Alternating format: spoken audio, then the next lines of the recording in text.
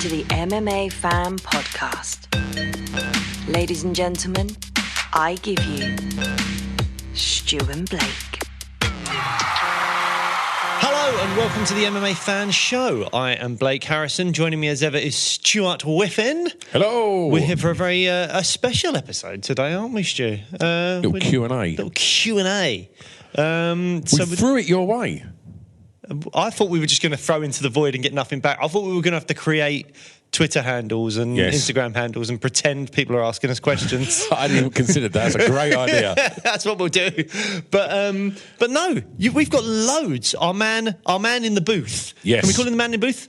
Jamie? Yeah. The man in the booth? Yeah. There is no booth. The booth doesn't exist. The booth is like his house. Let's shout out Jamie. Jamie, what a ledge. We've taken on Jamie. He's going to be helping us with some social media stuff and all that. And he has been smashing it on the socials, I think. I think he's doing a very good job. We met Jamie at the UFC, didn't we? We did. We did. I can't remember which event it was. I think it was one of the London cards, wasn't it? One of the London cards. And I think it was Aspinall Blades. Yeah. And we was queuing up to get our press accreditation, and he was in the queue, and we got chatting, and stayed in touch, and he's a lovely fella. Lovely guy. And all that jazzy stuff that you see on the YouTube shorts and the stuff that you see on the socials, that's Jamie's handiwork. Jamie's handiwork.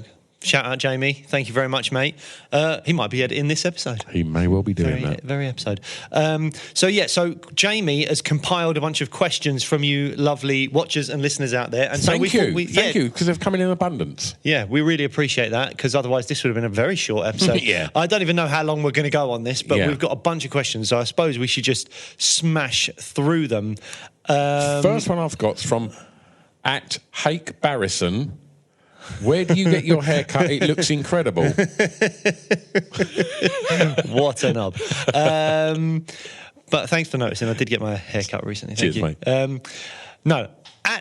I want to say Awace Roger on X. I was asking, who do you think could be the next British champ? Who have you got? Ian Gary. Well, he's not British, is he? Okay. What a terrible start. Great Britain? Oh, no. He's He's What's doubling. wrong with you? Sorry. This is a shocking start, isn't it? Fucking hell. We're left to our own devices again, so maybe this one's recording. We think the last one went all right. In which case, if we're going to talk about British fighters, I'm going to go for a real wild card here, because I had a little think about this, and we're presuming that Tom's the champ already, right? Yeah. Okay. I wouldn't say Tom's the new champ. Okay, right. I'm going to say it's a while until we get a champ. I don't think Makayev's going to be the champ. Really? Right? I don't think so. Oh, okay. Right? And I'm going to throw a real wild one, and I'm going to get in early. I'm going to say Luke Riley. Cage Warriors, Luke Riley. I think he's the most exciting fighter I have seen in a long time. And if he continues doing what he does, and if he can transition that to the UFC, I think in years to come, we're going to see him as a champ. Big words. Big words from the Whiffin, who first picked an Irishman to be the next British champ. So, great start. Pulled it back there, though. I don't know, man. It's tough. I mean, I look at the rankings and I say, well, next in line in terms of the numbers could be Arnold Allen. I think, he's got to come back from the Holloway loss, but he's got Evloev in January, and I'm a huge Arnold Allen fan, so I'd love to see him do it. Lerone Murphy, we've had him on the show a couple of times. Lovely guy, and I think, undefeated. On a tear. And then Mokaev is the other guy. Mokaev looks, I think, really, really good. I know that he's had some critics, sometimes you being one of them, but I think that he's got a good shot. So those are the three names that leap to mind for me for the next British champ. I considered Arnold. Obviously, he come off a loss to Max, but put in a fantastic performance against Max. A huge step up for Arnold, and completely held his own and put in a fantastic effort, and should 100% have come away from that holding his head up high. Like I say, the Evloev fight, I'm intrigued to see what Arnold does. Yes. I'd favour Arnold, but I don't know. I think there's a little while before he gets that shot. And I know I'm thinking 2-3 years for Luke Riley, but if he comes in on that tear with what division is Luke Riley in again? Oh, lightweight, I believe. It's probably more than 2-3 years, isn't it? I mean, lightweight is so it always takes ages to get a title shot at lightweight.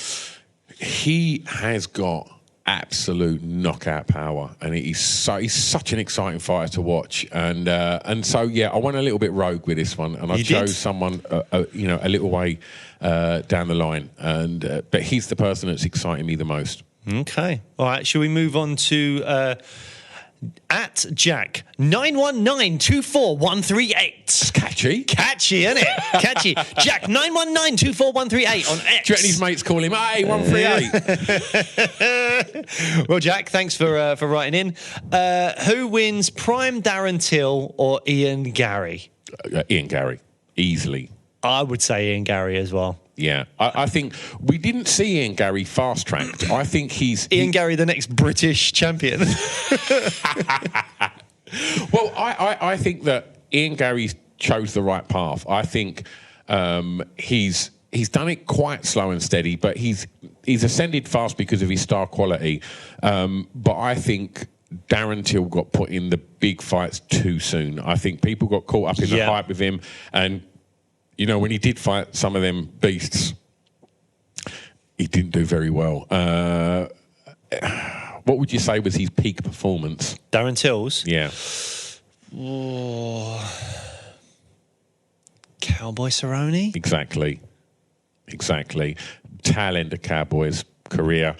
Look at what Ian Gary done to Neil Magny. And by the time this comes out, I don't know. This probably be out before the Luque fight, but I think Ian Gary is far more well-rounded as well than Darren Till. I think he's definitely more well-rounded, and that's why I think he would win. His striking's fantastic, as was Darren Till's. But I do think that when it comes to wrestling, we've not seen him wrestle too much in the UFC, but we was privileged to watch him get the Cage Warrior strap. Yeah, and he had what's his name? Jack Grant, who is beast of a wrestler. Yep, and completely held his own to the point where he was just chatting to him. Yeah, and now obviously, as we've mentioned, I know he's been around the block with different fight camps and gyms and stuff like that, but he's rolled with the likes of Burns and Luque's, and I think maybe Usman as well, he's with Michael Chandler. I mean, he's grown a lot and learned a lot, I would have thought, from that. So yeah, I would give the grappling edge to Gary and go with Gary. This is probably my favourite question that we were given in from Reese_966, another catchy one. And I think this is specifically for you, Stu.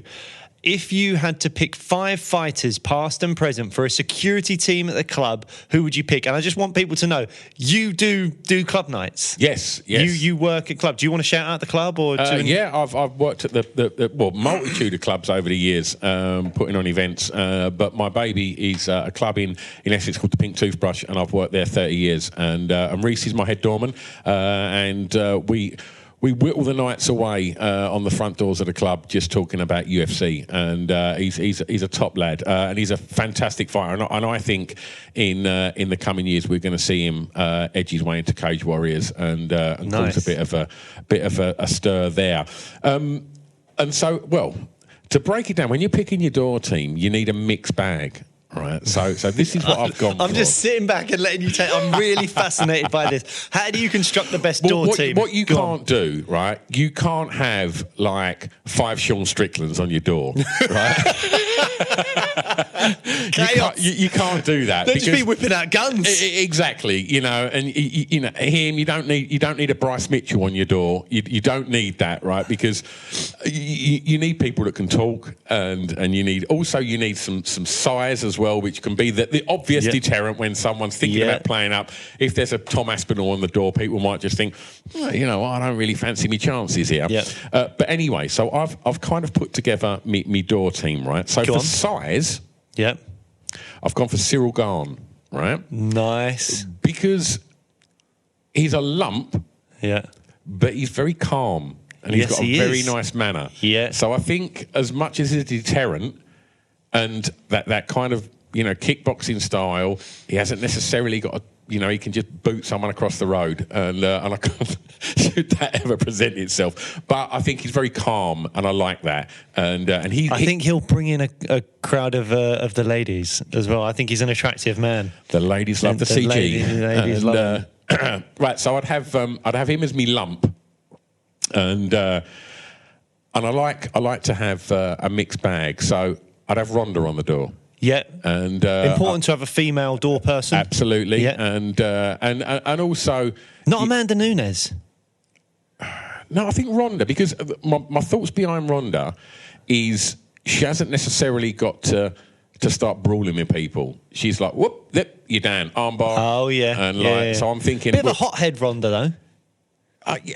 In the octagon, yeah. you know? Okay. I think, cup of tea on the door of the club, she'll be all right. All right, she'll be all right. And I think 99.9% of the time, it's just going to be people chatting to her. Yep. So I think Ronda would be a good one. Now, I want somebody front of house, right? That's the first person you see when you walk up the door and you want to have a nice night out and you want to feel welcome at the club. Yeah. And so I'm going to have Stephen Wonderboy Thompson. Oh, yes. I love this. Is not where most people would just pick 5 brutes. Tank Abbott. Yeah. But you've really thought this through. Carry on. I love Wonderboy greeting you at the door. I want to go to this club. I mean, it's amazing, right? So Wonderboy's there, all smiles, shaking everyone's hand as they come in. So everybody walks into the club feeling good about themselves. Lovely. They've had a little chat with Wonderboy. Now then, I want someone that's got a bit of size that also people are a little bit concerned about, but has got a nice, calm manner. That thing where you look at that person, you just think, he's very nice, but I bet he's got something about him, right? Yeah. So I'm going to go for Usman. And, just someone that's looks really cool, but like as you're chatting to him, you'd be thinking, I don't think I want to mess with this guy. Yep. Like he's just got that kind of silent assassin kind of vibe to him. And so I've got a pretty well put together door team of people that have got a generally calm demeanour, but that they know what they can do if they have to. But it's not going to kind of spoil anyone's night. Yep. Unfortunately, in Clubland, sometimes situations present themselves where it does end up where people are taking pot shots at security officials. So I want someone on a lead that every now and again I've just got to unclip that lead, release the beast, and go, chopper, sick balls, and at that point I just want to unleash Robbie Lawler. And, but I want Robbie Lawler with the split lip. Oh, God. I want that Robbie... would terrify everyone. And again, people are going to have it on their toes. They're not going to engage with someone called Ruthless that looks like that. And I think people are going to go, I don't fancy this. So it makes my life a lot easier. I've not got to speak to licensing and pick up the pieces of a carnage brawl because I've put together a great door team. And I'd stick Reese in there as well, obviously. Oh, my God. So just to recap, your door team consists of Cyril Gane, Ronda Rousey, Kamaru Usman, Wonderboy Thompson, and Robbie Lawler. Who's going to fuck with that? No, not me. Not me. Love it. I absolutely love that. Thanks very much, Reese, for that question. Let's do one more from X and then we'll roll on to like Instagram or something. If you have written in and we haven't got to your stuff, we will try and get to it next time. So let's just try and skim through here and see what's a really good X question. What would be your dream fight to make using either past or present fighters? And that's from @AlexTheo_ on X. So I'll take my dream fights would probably be fights that I feel like we've missed and haven't got. At the moment, dream fight would be Ngannou Jones. Mm-hmm. A fully fit Jones, Ngannou. Who is the baddest man on the planet? Let's find out for sure. Get that done, Ngannou Jones. The other fight that I really feel like we missed out on never seeing was Cyborg Nunes 2. Yeah, mate. I felt like we had... That's a good shout, that. 2 women in different organisations, both dominating, smashing everyone, and actually the only fight to make was Cyborg Nunes 2, but you couldn't because Cyborg had moved over to Bellator. So that's a real shame. And then just for fun, we asked MVP about the Wonderboy fight, and he was like, we might kind of cancel each other out or whatever. So I take that on board. I still would really love to see that fight, but maybe MVP versus someone that is just an even more bananas version of like a Wonderboy MVP type style, and that's Michel Pereira. I knew that was coming. That is a fight I would love to see. It would be chaos. Yeah. MVP Michel Pereira, I would love to see that fight be made. Wonderful. Have you got any? I've got one, and it's very predictable, and everybody says it, but Prime GSP, Prime Anderson Silva. Oh, yeah, of course. Yep. Great one. Shall we roll on to some of the other social media formats? I want to go back to X. No? I know you've passed it, but I want to ask you, Go on. In the journey that we've been on, we've been so lucky. Yeah. And we found ourselves, accredited with the UFC, and we found ourselves in amazing media days and cage side for some amazing events. On this kind of journey of us having some great people on Zoom, like you said, we've had MVP in this new studio. What's been that pinch me moment for you where you've just thought, bloody hell, this is mad? So this was a question from Lewis Glover, MMA. Thanks, Lewis. Or Lewis Glover? Glover.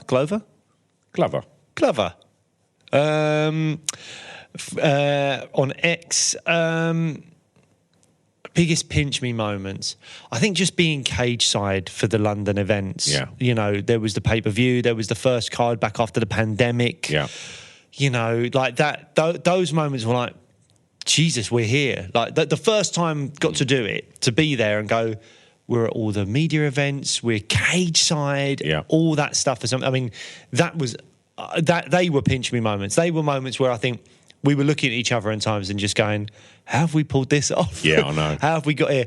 That and I think interviewing Volk for the first time, because I think he was the first champion we interviewed. Yeah. So to say, oh my God, we just spoke to your mic all right there, mate? Yeah. We just spoke to a UFC champion. Yeah. I mean, since then we've spoken to a few UFC we've champions. had them all on, mate. We've had them all on. But to him being the first and him being still, I think, one of, if not my favourite fighter, and those were massive moments. Have you got anything you would say? When Paddy fought in London and he won, and as he made an incredible speech, which was quite beautiful to be there to hear that, and then as he walked from the octagon, and the music was "You'll Never Walk Alone," and seeing Paddy walk from the octagon to that was pretty powerful. But for me, you'd gone for a wee, and I'd stood in the studio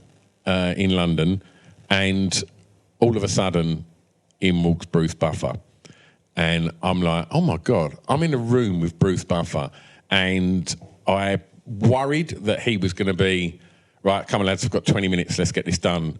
And he might have been a bit aloof because he's Bruce. The nicest guy ever, bought us presents, and just sat down and gave us all the time, and loads of photos with us afterwards. And when we walked out of that studio, when we were walking back to the train, we were like, fuck, we've just sat with Bruce Buffer. Yeah. That was a moment. And that was our first ever in-person interview. And that was pretty special. And the first time me and you had been in the same room and recorded. Yes. Yeah, it was. Yeah. Amazing. Really, really good one, that. Let's move over to Instagram. At OneFootDude on Instagram. What are each of your top 3 fights of the year? Do you have answers to these, or do you need to think about it? I have some answers. Go on, my friend. I'm going to go for Arnold Max. Oh, yeah, good one. I thought that was an absolutely fantastic fight, and so invested because we love Arnold, 2-time guest of the show. Love him, and just felt, as I've touched on already, put in such a good performance, and I just thought it was just a brilliant fight. I can't not say Pavlovich Aspinall to see Tom fight of the year. You're looking at it from the eyes of what it meant. Yeah, I guess so. Yeah, obviously there wasn't a lot to watch, but great. And to see him do it so quickly was incredible. And my last one is Gaethje Poirier. I thought that was an absolute cracker. We've looked at this very differently. Okay. Because I've gone for the fights that I'm like were incredibly competitive, were back and forth, or there was like a huge comeback or something like that. So that's how I've gone with it. And top fight, and I think most people's fight of the year, unless we see anything really special coming up. We would have already seen it by the time this goes out. So unless 296 gives us something really crazy, it's got to, isn't it? Then Islam Volk won. Yeah. At UFC 284, that was a phenomenal fight. And then I've got a bunch of just recency bias because my memory's not great with this stuff. Sadikov-Borshev was on the prelims of UFC 295 in New York. It was unbelievable. If you haven't watched that fight on the prelims,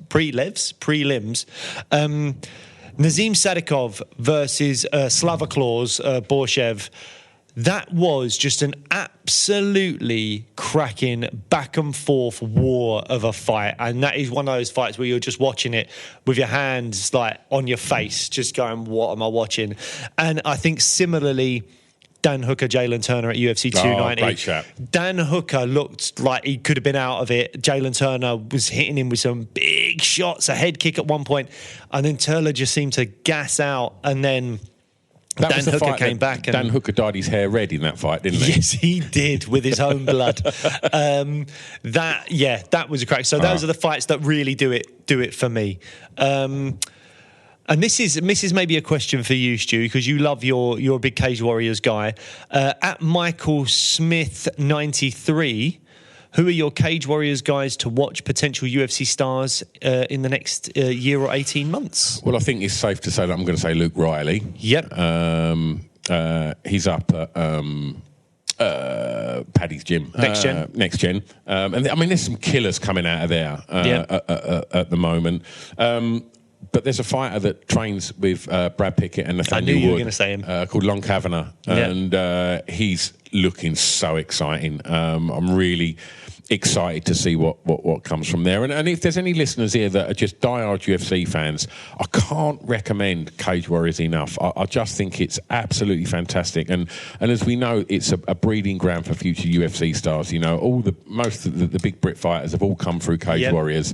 And watching them shows, it's put together so well, Cage Warriors. And it is. It runs so smoothly. Yeah. Like it's like fight after fight after fight. You're not lingering and waiting around and killing time. It's like, no, that fight's done. Let's move on. And you get what you want. It's all action. Absolutely. Lon Kavanagh and Luke Riley. Yeah, I'm going to just shout out my boys who I love, Harry and George. Harry and George Hardwick. Of course. Look, George had his opportunity on the Contender Series. He came up short, but he's still a lightweight champion in Cage Warriors, and I still believe he can get a UFC contract and do well. Harry Hardwick is one of the most fun fighters you'll ever watch. He's in a stacked, and it has been historically, I think, over the last few years, stacked featherweight division with the likes of Paul Hughes, Jordan Buchanan. And there's a couple of other names now as well. Is it Hendon as well? And there's a few fighters in that kind of featherweight. Who's the French guy, the last pirate? Has he not signed for UFC? Yeah, he has, but I'm saying that's historically it's been so stacked, isn't it? Why can't I remember his name? No, you've Morgan Charrier. Morgan Charrier. So, they had some fantastic fighters in featherweight, and Harry's always been really exciting to watch. I believe I overlooked Harry. Harry and George Hardwick, they're the picks for me. And if you find yourself on Fight Pass and you're going to start to explore Cage Warriors, just watch Harry. Because so fun. He's not in boring fights. And also, George, absolute killer. Yeah. Such a shame he come up a little bit short. But other Cage Warriors alumni, our Welsh gangster. And we're looking forward to seeing what he does in the UFC. Absolutely. Yes. I'm going to skip a couple because we won't be able to do this forever. I don't know how long we've been going, actually. But... at another catchy handle here, at LJW818818. Who do you think may be the super fight for UFC 300? I personally think it will involve one of the Diaz brothers, Ronda, or a former boxing world champion.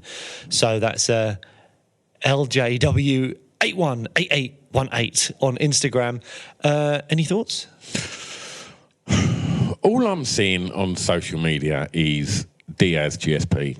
Can't be that. And it can't be that, because as much as we love Nick Diaz, the last time we saw him in the octagon, no one's excited to see him in there again. We love the Diaz brothers, the legends of the sport. I don't want to watch him fight GSP. I'm not interested. I don't really know. Former boxing champions, I don't know. I can't ever imagine we're going to see Floyd in the octagon. Obviously, that's probably still the biggest name in boxing. I can't envisage Fury fighting in the UFC. I think if Fury fights, he fights in the PFL and he fights Francis. Musk Zuckerberg? Do you think that's what it is? No, I don't think so. Oh my God, I hadn't even considered that. Well, I don't know. I don't think it'll be GSP. I don't think it'll be Ronda. I heard she was maybe going to have another baby or something. But she has left the WWE, but then the WWE is now merged with UFC. So if Ronda's going to come to the UFC, now's the time. Yes, very true. Now's the time. But I don't think it will be Ronda. I may be wrong. I don't think it will be GSP. Who would you like it to be? I put you on the spot there, bud. Sorry. Well, I'll tell you what I think it might have a chance of being. I wonder if we could see Nate back. Okay. Because I think Nate's trying to maintain a good relationship with the UFC. I mean, look, I don't know. The money seems to be there in PFL. PFL are saying that he could get anything from 10 to 15 million if he fights Jake Paul in an MMA fight in the PFL. He won't be getting anywhere near that in the UFC, I would imagine. But you never know. Maybe the UFC, maybe Dana is going, look, Nate is such a commodity, such a big deal. And he doesn't like Jake Paul. Maybe he's like, look, let's just keep that. Maybe he's going to go, let's just pay Nate a stupid amount of money to fight. And it just takes him away from them. Because we don't want them gaining traction or anything like that. So maybe he's going to kind of jump on a grenade a little bit and take that hit of paying Nate maybe what he could deserve from something like this in order to prevent him from going to the PFL. And bring a huge new audience to the UFC. Because that YouTube fan base... What, you think, Jake... What new audience? Following... if he used to fight Paul? No, he wouldn't fight Jake Paul in the UFC. Oh, right, you don't think that? No, so God, no. Who are you saying that Nate's going to fight in the UFC then? Maybe Dustin Poirier. There's beef there. They've been booked before. Dustin is a big star as well. Is that a super fight? I think maybe you could say anything involving someone like Nate is a bit of a super fight. I don't think Dana would be bigging that up the way that he's talking. You reckon? No, I don't think that's big enough. Well, so what could it be? I mean, so if we're going by historically what the quote-unquote super fights are, then you've got to... and he said it's nothing to do with Conor. Then you've got to involve either Brock, Ronda, or GSP. Oh, I mean, GSP looks in tip-top nick. Who wants to see Brock Lesnar in the UFC? Not me. 46 years old, Brock Lesnar. Not interested. Not interested. I think, I don't know, do you bring Ronda back? And I guess we've just seen Miesha Tate come off a win, but I don't know. Is that a super fight, Ronda versus Miesha Tate? Potentially. But anything with Ronda, I think you could argue is a super fight. Yeah. But I don't know. I don't think... You don't think that Diaz Paul might happen in the UFC? Definitely not, because Paul's signed to the PFL, so he can't fight in the UFC. Okay. So that definitely won't happen. Maybe it is Nick. I don't see Nick as a super fight anymore. I don't think the audiences that got into the UFC maybe post-pandemic, maybe even post-Conor, don't really see Nick as this amazing fighter like the older generations of fans do. And I think the older generations of fans, like yourself, have looked at Nick's return and gone, I don't know that I want to see this again. No one wants to see it. So I don't think Nick counts as a super fight anymore. I think Nate does. I think Nate is a super fight. If they got Nate to rematch Masvidal or something like that, who's like, maybe that's a super fight. I don't know. Do you think we might get Anderson Silva GSP? I guess it's a possibility. Anderson was boxing. By all accounts, Anderson was making good money. It would have to be a one-off fight, wouldn't it? A one-off contract. Something like Anderson GSP would be fun. GSP, though, didn't he have some kind of stomach issue, some kind of health problem after making middleweight and fighting Bisping? He had all sorts of health issues, and he was like, I can't do that again. Like putting on the weight to do that. And he had some kind of stomach issue. Oh, I did not know that. Yeah, he had some kind of bad stuff. I don't know if it was colitis or it was something like that, but he had some kind of health issue after going up to middleweight and probably putting all that size and all that kind of stuff. So, yeah. I'd like to see him in the octagon with hair. Would you be up for that if they said Anderson Silva, GSP, UFC 300? Yeah. I think that'd be as the headline act. It'd have to be, wouldn't it? It's George St. Pierre. Well, unless you do Conor Chandler and the co-main is GSP Anderson Silva. I think it'd overtake it. I think GSP coming back. You can't overtake Conor. I don't know. I think if you did GSP v Anderson Silva, on one card and Conor versus Chandler on the other card, I think the Conor card gets more pay-per-view buys. Yeah, I agree. So, yeah, I don't think you could... And Conor wouldn't play second fiddle to anyone. He wouldn't, would he? You imagine Conor stepping out as a co-main event? No, you're right. So, yeah, I don't know. What else have we got here? Instagram.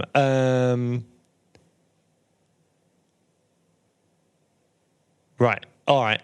So, OW Personal Training on Instagram at OW Personal Training. Might be our personal training, which, you know, hopefully you're not hurting yourself whilst you're personal training too much. Ow! Personal training. Besides potentially Hamzat, who do you think has the potential to be a 3-weight simultaneous champion?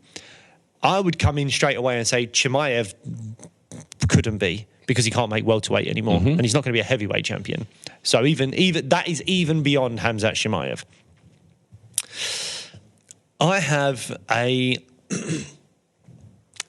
a theory. It's not great, and I don't think that they would deserve it. But you've got to take into account, if you're trying to be a 3-weight simultaneous champion, I think there's a couple of factors that you need to think about. One, what weight class is the closest together? The gap between flyweight and lightweight, 4 weight classes, is 40 pounds or something like that.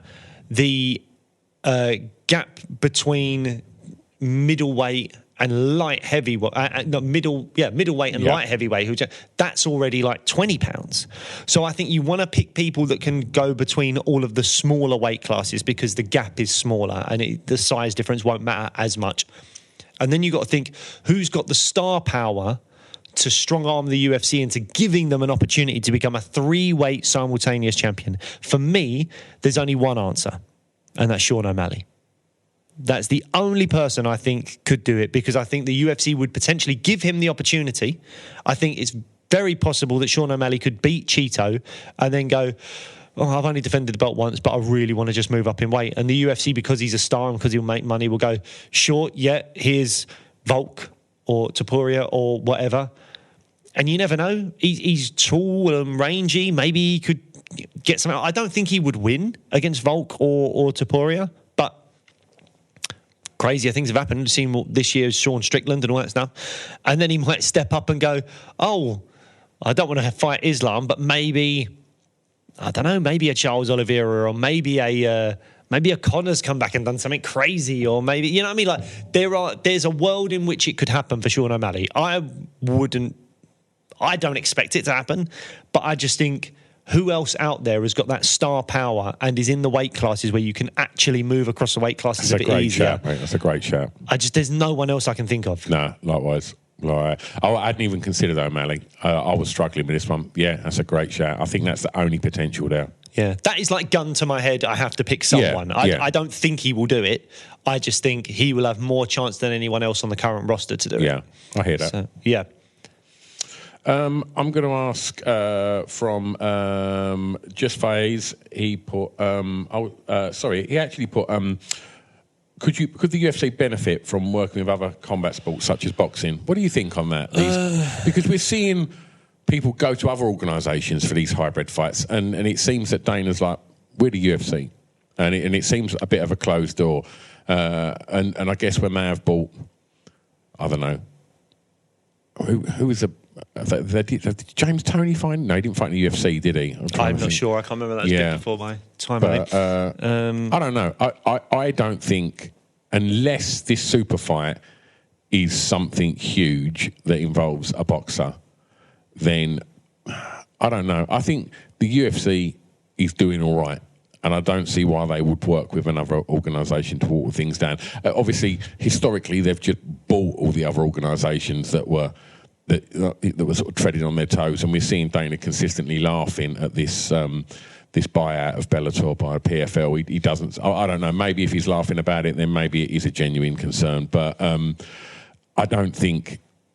I think the UFC is in a place now where it can do what the UFC does and do it best. And I don't necessarily. I'd like to see some fun fights, but I think we're getting them, and I think the PFL seem very open to a lot of that.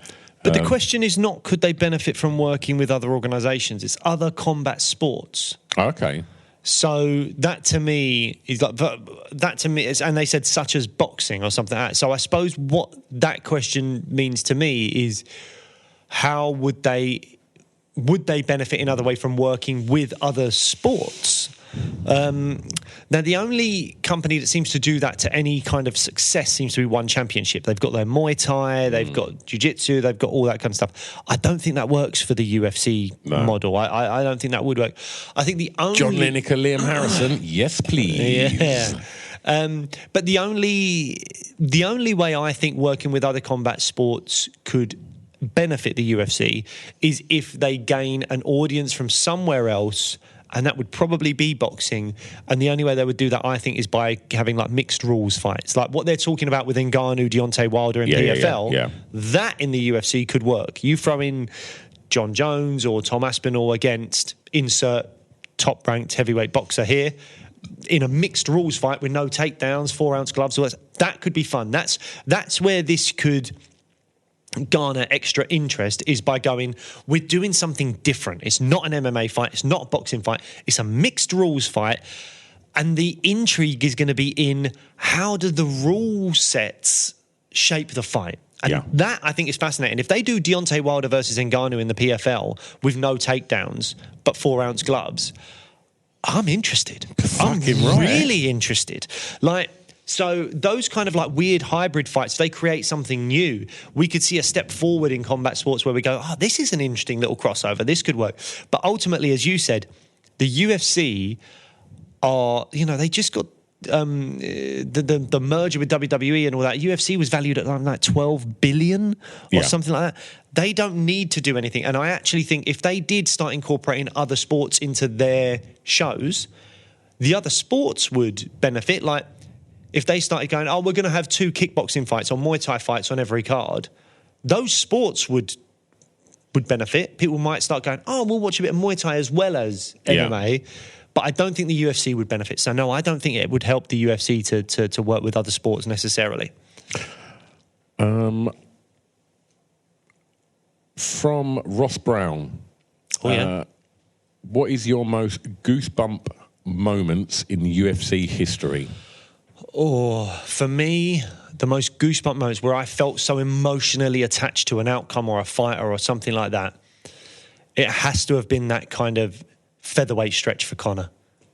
Those moments when he was the Aldo stuff, like the build-up to the Aldo fights, which I've just went a bit goosebumpy just thinking about it, like when he was ripping the paper and stealing his belt and all that, like, you were captivated.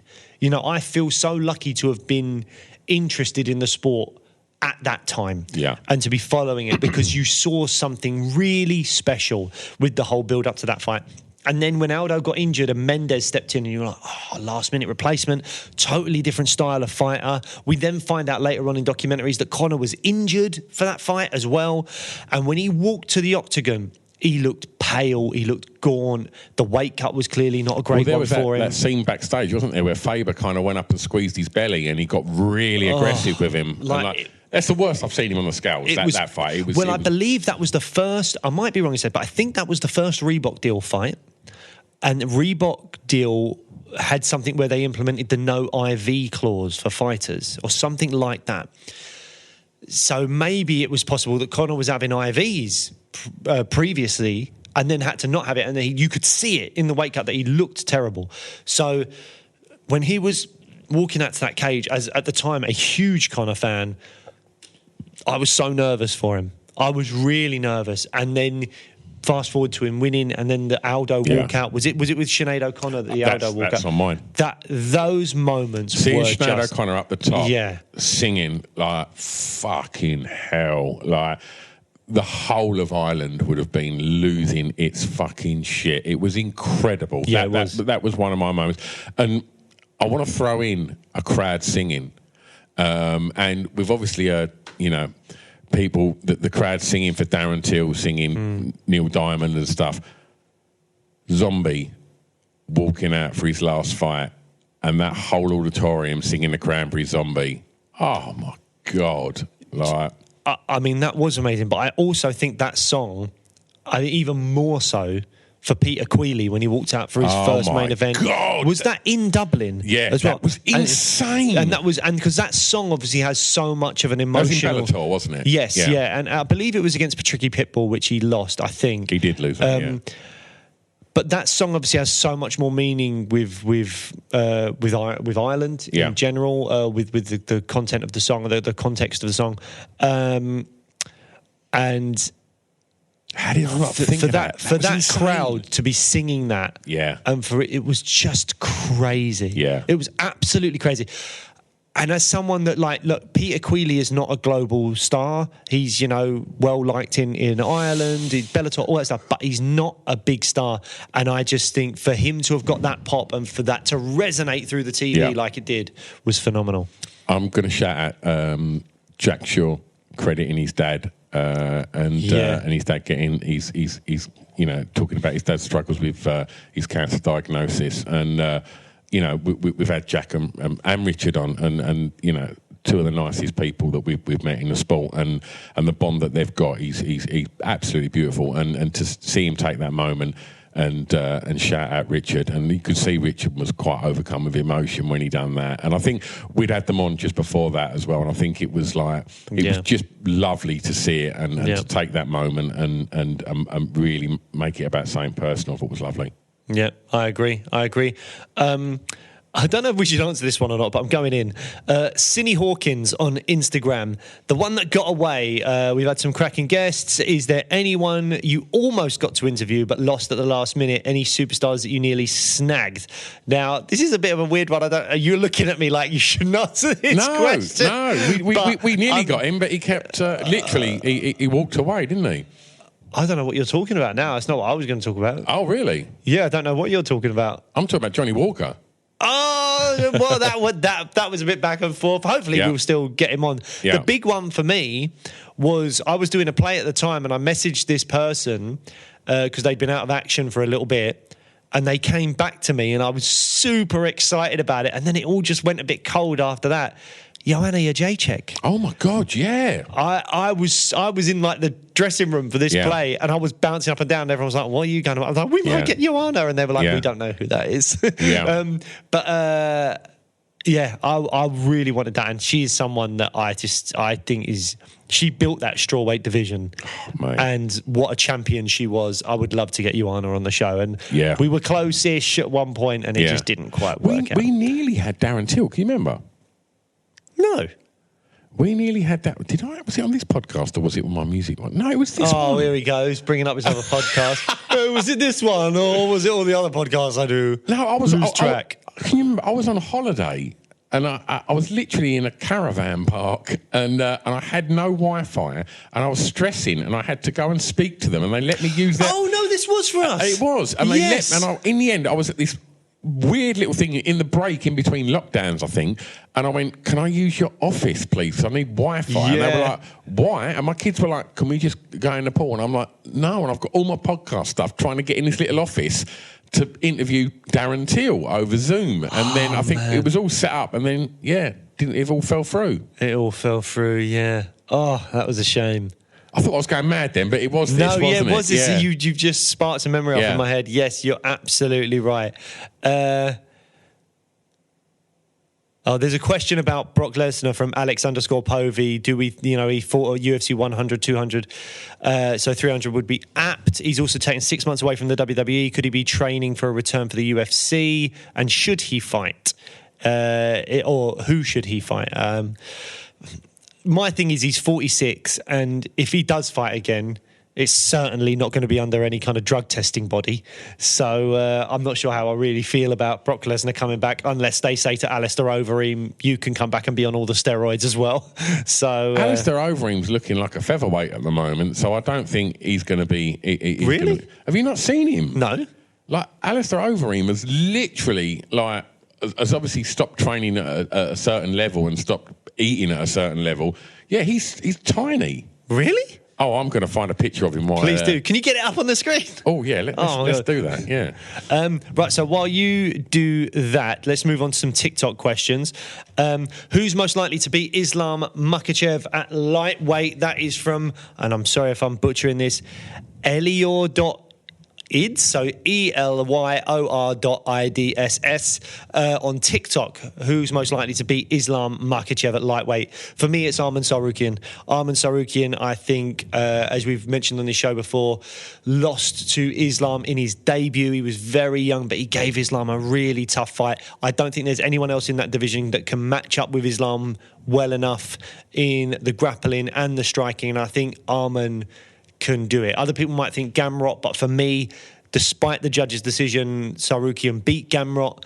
I think Arman Tsarukyan is the biggest threat to Islam Makhachev at lightweight. What? Oh, wow. Shout out MMA Junkie. I've just... he's still ripped. Look at that arm. Yeah, I know, but look at him. Look at the picture next. That picture next to him, he's I wouldn't even say that's prime. Ubereem, isn't I it? wouldn't even say that's prime juiced ream. But that is not the ream. Maybe he's changed his routine. Maybe he's doing like triathlons or something. Yeah, absolutely. Yeah. Who knows? Who knows? Oh, this is a fun one. On TikTok, Charlie17H0. Would Prime Connor have beaten Prime Woodley if Connor moved up in weight? Yes. Yeah, you think, yeah? Sniped him. Really? Yeah. Oh, Jesus Christ. I do love this question. It's a real thinker. Yeah. Woodley was on a great run and was a good champion. Yeah. You could argue Woodley is probably... former guest of the show, Tyron Woodley.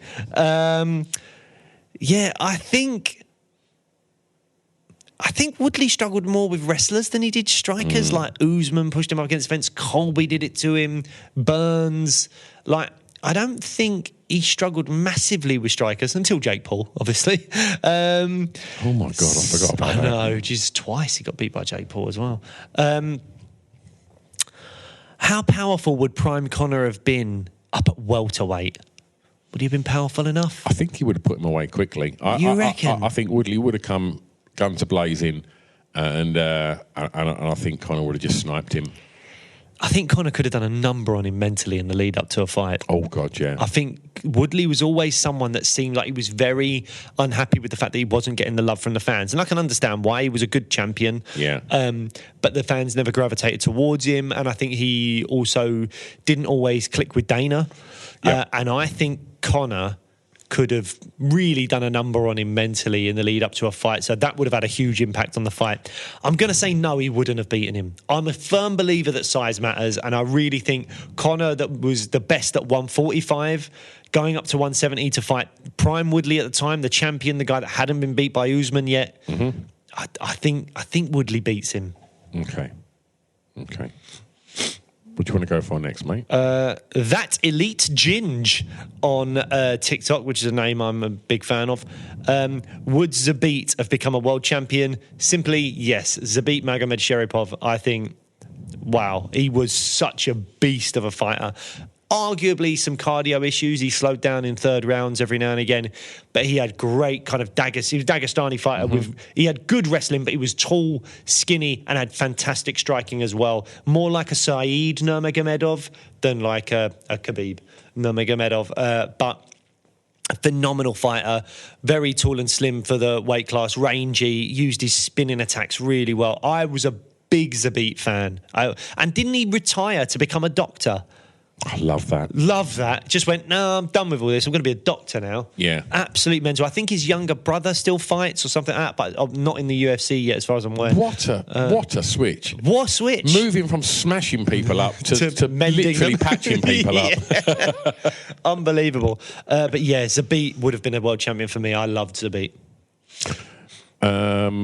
Okay. If Conor makes a comeback, does he get the title? Who's this from? Shout out the people. Don't forget to shout out the people. I keep forgetting to do this. This is Dean 004 on TikTok. Thank you, Dean. What was the question? Do you if Conor when Conor makes his comeback, let's presume it's against Michael Chandler and he wins. Does he win the title back? No. Does he get a title shot? Yes, because that's where the money is. Does he beat Islam? No. Does he beat Leon or Colby? Probably not. And that's it, really. That's his two options, and I don't think he's better than any of those fighters. Agreed. So that's as simple as that. What else have we got? We should have really mapped these out a little bit better. Do you think it's possible for Max Holloway to recapture the featherweight title? Yeah. Who is it? Who's the question from? Oh, God, what is wrong with me? This is from Dylan Does Dumb Shit over on TikTok. Great name. That's a great name. So what was the question? Does Max Holloway win the belt again? Do you think it's possible for Holloway to recapture the featherweight title? 100%. 100%. And kind of easily, in a weird way. Like, he can't get a title shot while Volk is still champ because he's been beat by him 3 times. But Volk is fighting Ilia Topuria in a couple of months' time. Ilia is a fantastic fighter. I will pick Volk to win that fight because I'm a huge Volk fan.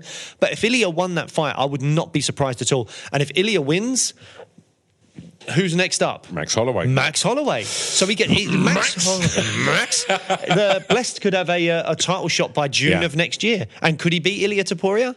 Yes. Like, if Ilia beats Volk, I think Ilia would be the favourite to defend his belt against Holloway. But Max Holloway is an absolute beast. So, yes, he 100% can get the featherweight belt back. Well, with that in mind, let's go over to a question from Ewan107 over on TikTok. Has Volk returned too early? Oh, well, time will tell. I mean, February, after getting knocked out in, what was it, October? Yeah. If you're going to come back too early, you don't want to come back too early for Ilia Topuria. I don't think so. I think Ilia's a beast. Look, Volk was chatting on some podcasts recently. He seems like he's in a really good place. Hope so. I really hope so. And I hope he does it. There's probably in the back of his head, and he mentioned this as well, that like people keep talking about his age, but the thing is, people are going to talk about your age. You're 35 years old in one of the lower weight classes, where I believe, if I'm not mistaken, if he beats Ilia Topuria, he's the oldest champion ever below like 170 or something like that. So yeah, people are going to talk about your age because you're about to break a record. So it's a positive thing. It's a good thing that you've been good for this long, but. Yeah, I think it's with the jury's out. We will know come February when he fights Ilia Topuria whether he came back too early or not. And I worry for him, but I hope everything's going to be all right for him. Well, look, we're nearly at the hour mark. So are we really? We've still got a load of questions, so I'm sure we'll do another one of these. Yes. So have you got a question that maybe we wrap this one up on? Because I've got one if you haven't. All right, I've got potentially a couple, but I think the most fun one to do might be this one. So it was from T-Dog9990. Big up T-Dog. On TikTok. How do you think the current champs would fare against their divisional goats, and who's each of your top 5 favourite fighters of all time? Top 5 favourite fighters of all time, I don't think we've got time for, but I'm really interested in what you say about how do you think the current champs fare against their divisional goats? I think, and we must be talking about the goats in their prime. Okay. So, starting off, DJ versus Alejandro Pantoja. Never, ever write off Demetrius Johnson. Yeah, I'm going DJ. All day. I love DJ. Sugar Sean O'Malley. And who's the bantamweight goat for you? Is it, for me, it's got to be Cruz or Aljamain Sterling. No, I'm not going Sterling. I'll go Cruz. So who wins, O'Malley or Cruz? I would say O'Malley in that situation. I think so. I think he would just catch him. Yeah. I know Cruz is great at evading shots. He's got great footwork, and Prime Cruz was so good. Yeah. But I just think O'Malley's really big. And we saw what he did to Aljo. If you want to say Aljo's the greatest bantamweight. Yeah. So, how about this? I know I wouldn't say he's a GOAT, but he's done remarkable things in his career. Volk versus Conor. Both in their prime. Do you know what I've got written down? What? Volk versus Volk. Volk stepped in on late notice to fight Volk. Has he come back too early to fight himself? Yeah. Well, for me, the GOAT at 145 has to still be Aldo, because even though Volk's beaten Aldo, he's beaten Holloway and he's so good. Aldo had like 9 years of being the champion or whatever it was. That longevity He's the fucking GOAT. Because he was the WEC days as well, when the UFC didn't have the lighter weight classes. They had to buy the WEC. Aldo was the man. So I think Volk v Prime Aldo, and I'm still going to go Volk because I just think he's that damn good. Yeah. But Volk v Conor, I would say, God, Prime Conor was a beast, wasn't he, at featherweight? I just think Volk. I'm going to go Volk. I just think Volk's so brilliant. But Prime Connor is really interesting against Volk. Yeah. But we'll never see it. So, yeah. Lightweight. Who's your lightweight GOAT? Is it Khabib or BJ Penn? I have to say, I wasn't into the UFC as much during the Penn era. I was. So. And BJ was insane. And I'm not the biggest Khabib fan. You know, his fight style, doesn't excite me certainly the way that BJ would fight. So I would say BJ. Yeah, and his chances against Islam Makhachev? I think. Oh, fucking hell! Prime. I think BJ wins. No way, really? Yeah, you're not having that. Well, do you know what? I can't say I know enough about the BJ Penn era. I need to do my research a bit more. Yeah. I would say, because I don't know enough about BJ's run, I'm going to say Khabib's the lightweight GOAT. Okay. And Khabib versus Islam is a fight I'd want to see. And I'd actually pick Islam. Ooh. Because I just think Islam could live with Khabib in the wrestling, and I don't think Khabib's anywhere near the striker that Islam was. Okay. Who's your welterweight GOAT? Welterweight GOAT's got to be GSP. That's unquestionable. He beats Leon. He come on, probably Blake. Does, yeah. Fucking hell. We love Leon, but prime GSP. Come on, man. Yeah, no, you're right. Yep. Strickland, Anderson Silva. Oh, is what I've got. Sean Strickland. Because I just don't know what's going on in the world. We're in a world where we're having these conversations, which I do not understand. Anderson Silva. All day long, absolutely. Anderson Silva. And then GOAT at light heavyweights, obviously John Jones. Mm-hmm. Currently, Alex Pereira is the champ. I think this would have been a really interesting fight in terms of Pereira has some of those skills that John struggled with, which is the size, the length, the power. But I just think John's wrestling would Pereira can't deal with that wrestling. So John Jones. I guess the big rangy, fighters, I guess when he fought Gustafsson, that was problematic for John Jones. Yeah. But I just think, Pereira's, there's a lot of levels to wrestling, and he's not in that league anywhere near it. And I think Jones is too smart as well. Yeah, I agree. In terms of heavyweight champion, I'm assuming we have to say Jones, but obviously Aspinall's the interim heavyweight champions. Let's take Jones out of this. Go on then. Let's take Jones out, because we've already mentioned Jones. So Tom Aspinall, let's say he's the current heavyweight champion. I suppose the heavyweight GOAT technically is Stipe.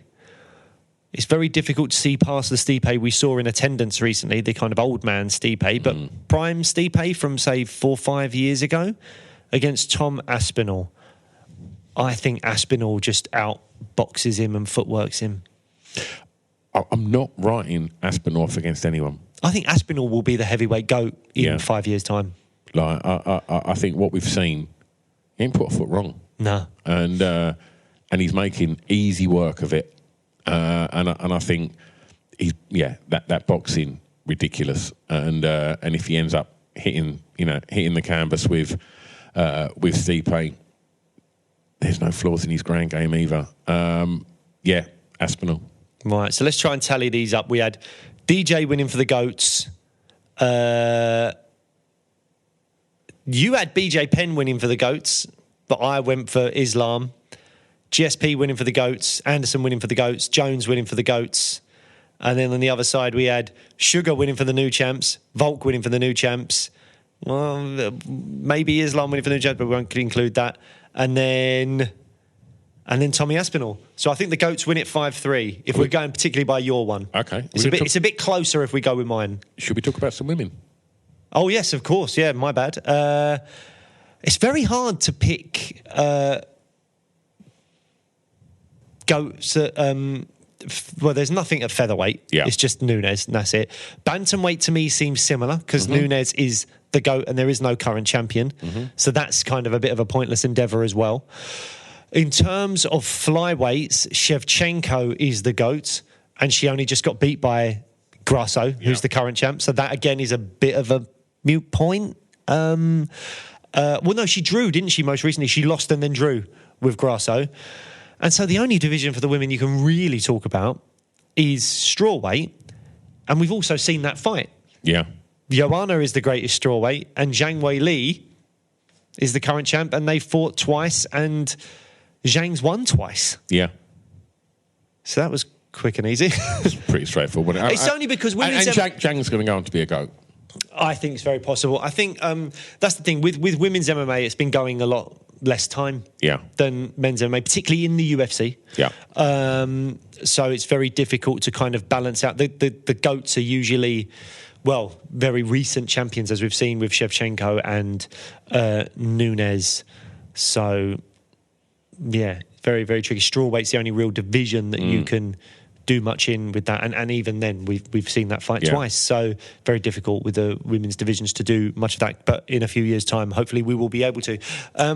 Okay. Is that all we've got for now? I think so. We've hit the hour mark. There's plenty more questions. So we will do another one of these. It's been a lot of fun doing this. I've loved it. Thanks ever so much for all of you sending in questions. When this video goes up on YouTube, why not get commenting on what you make of our picks and what we've said on this episode, and why not put some answers in yourself. And if you've got more questions for Blake and I, then send us some DMs on the MMA Fan Show socials, whether that be on TikTok, Instagram or X, and we'll collate them. We'll get our boy Jamie to collate them, and we'll do another one of these shows, I'm sure, quite soon. Thanks ever so much for supporting the podcast. We really appreciate it. Subscribe over on YouTube, and if you've not been over to YouTube, if you're still listening, thanks ever so much for being listeners. You know, this started off as a podcast, but we'd love you to come over to YouTube and have a little look and see how we've really progressed what we're doing in this shiny new studio. We're back next time. In the meantime, don't know. In the meantime, what can I do? No? Just be kind to yourselves. Come on, guys. And each other. Oh. Yeah, bit of Jerry Springer there for you. You're tearing up. Yeah, it's been a bit too much, that. Bye.